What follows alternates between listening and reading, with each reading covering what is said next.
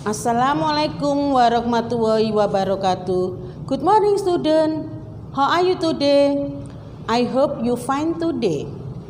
The material subject is animal. Who have been gone to animal? Siapa yang pernah pergi ke kebun binatang? Pasti semua pernah pergi ke kebun binatang. What do you see there? Ya, many animal. Di sana banyak hewan. Ma'am Neni classificate two kind animals.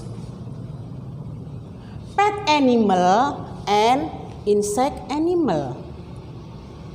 Bird, cat, cock, hen, fish, duck, dog, rabbit are pet animals.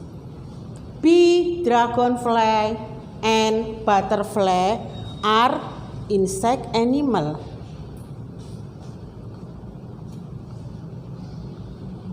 I think it's enough. Thanks for your attention. Keep spirit, keep smile, keep healthy. Wassalamualaikum warahmatullahi wabarakatuh.